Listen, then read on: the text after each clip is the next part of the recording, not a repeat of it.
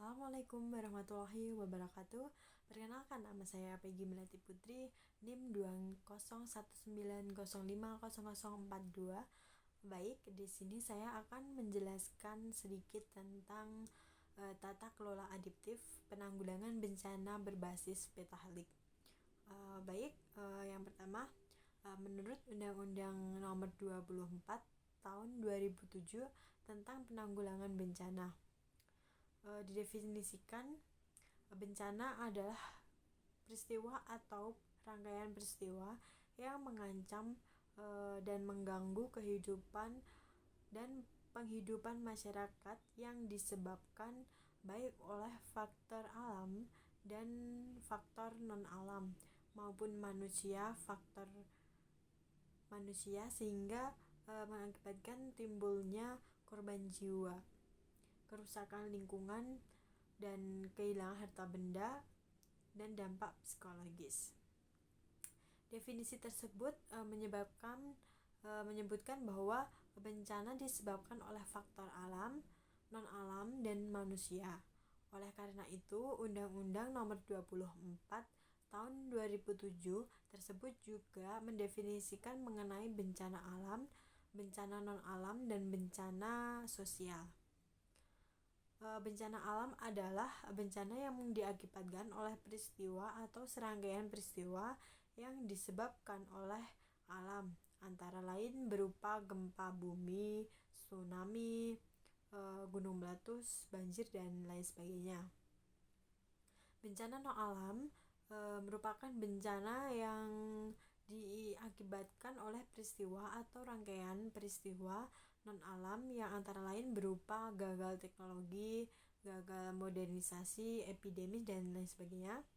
Bencana sosial merupakan bencana yang diakibatkan oleh peristiwa atau serangkaian peristiwa yang diakibatkan oleh manusia yang meliputi konflik sosial antar kelompok atau antar komunitas masyarakat. Pengertian banjir sendiri, banjir adalah peristiwa atau keadaan di mana terendamnya suatu daerah atau dataran karena volume air yang meningkat, atau bisa disebut peristiwa atau kejadian alami di mana sebidang tanah atau yang biasanya merupakan lahan kering tiba-tiba terendam air karena volume air meningkat. Jenis-jenis banjir sendiri berupa banjir air, banjir cileuncang, banjir rob, banjir bandang, banjir lahar, dan banjir lumpur. Selanjutnya, peran stakeholder dalam manajemen bencana banjir. Yang pertama ada pemerintahan pusat. Penyelenggaraan mitigasi bencana banjir seluruhnya dilaksanakan oleh pemerintah. Pemerintah bertanggung jawab penuh atas penyelesaian masalah bencana.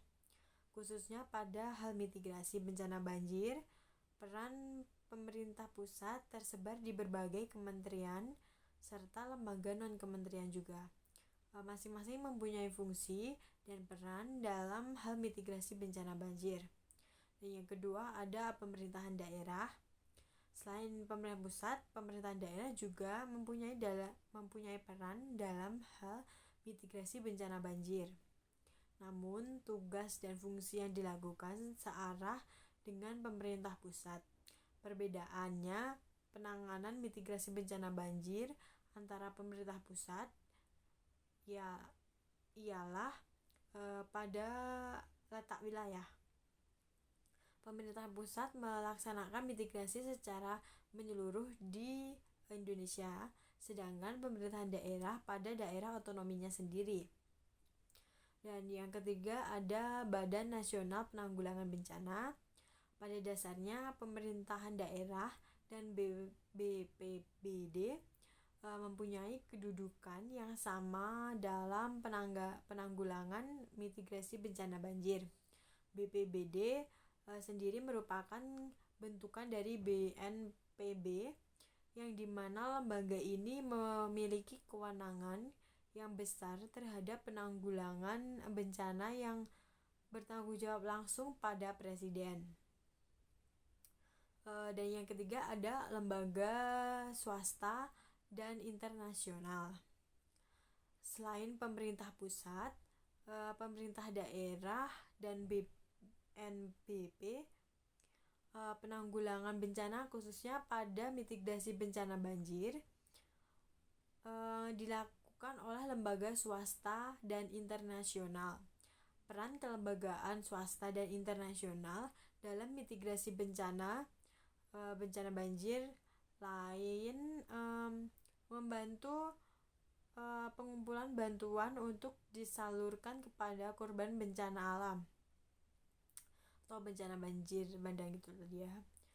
Membuat proses rehabilitas dan konstruksi daerah yang terkena bencana, dan membantu menyediakan data berdasarkan hasil penelitian yang dilakukan secara independen oleh lembaga yang bersangkutan. Selanjutnya, pola adaptasi stakeholder terhadap banjir. Pemetaan masalah ini dilaksanakan oleh stakeholder seperti halnya pemerintah daerah dan beberapa pihak untuk menyiapkan rencana jangka panjang terhadap lingkungan tersebut agar mengurangi bencana banjir yang dimulai dari yang pertama melaksanakan evaluasi curah hujan yang dilaksanakan dengan pihak BMKG. Dan yang kedua, mengurangi dampak banjir yang dilaksanakan dengan masyarakat melalui evaluasi dampak banjir tersebut, menyediakan peralatan yang dibutuhkan oleh penangani dampak banjir, menyediakan kebutuhan dasar masyarakat apabila akan terjadi banjir. Hubungan antara stakeholder dalam peningkatan kapasitas terhadap banjir. Yang pertama, UNESCO mengatakan bahwa banyak strategi mengurangi risiko bencana banjir, dimulai dengan identifikasi masalah dan umumnya mencangkup pemeriksaan persepsi masyarakat tentang opsi yang diusulkan untuk mengurangi risiko. Jika masalah didefinisikan secara sempit, program berfokus pada pemeriksaan masyarakat jauh dari kawasan rawan bencana banjir.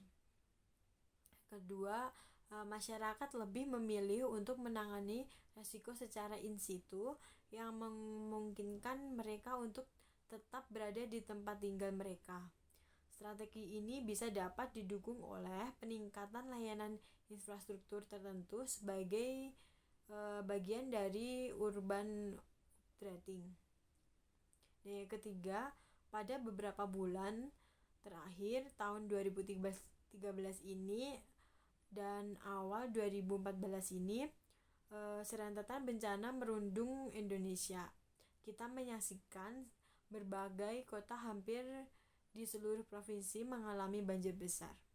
Bencana banjir disebabkan oleh penumpukannya sampah dan pencemaran limbah industri di sungai-sungai serta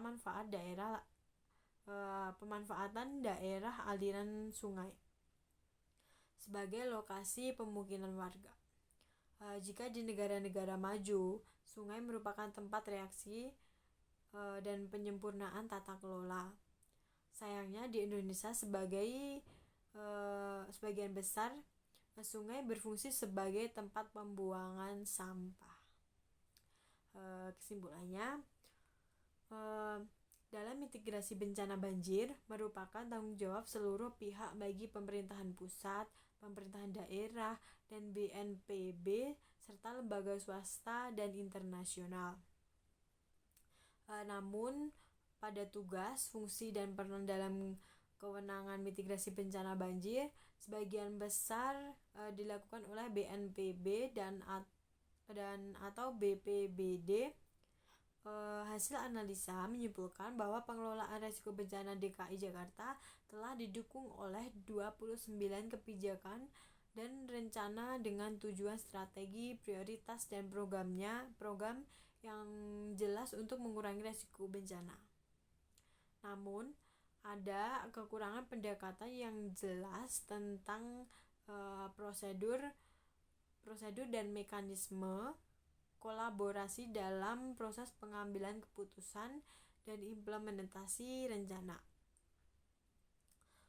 Penelitian ini juga menyarankan bahwa pembentukan forum kolaboratif yang mencakup berbagai tingkat kewenangan dan melibatkan tidak hanya instansi pemerintah, tetapi juga LSM dan tokoh masyarakat akan membantu dalam memastikan keberlangsungan interaksi tersebut. Mengintegrasikan kerangka kerja kolaboratif ke dalam pengambilan keputusan juga dapat mendukung peningkatan ketangguhan masyarakat. Bentuk kolaboratif dari manajemen resiko bencana membutuhkan komitmen yang kuat dan berkelanjutan dari pemerintah, termasuk menyediakan dana dan bantuan untuk meningkatkan kapasitas pemangku kepentingan untuk terlibat dalam pengambilan keputusan dan implementasi rencana. Hal ini terutama penting ketika menghadapi masalah yang terpinggirkan dalam merencanakan pengurangan risiko banjir. Demikian yang bisa saya sampaikan. Jika ada kata yang kurang berkenan, saya minta maaf. Akhir kata, wassalamualaikum warahmatullahi wabarakatuh.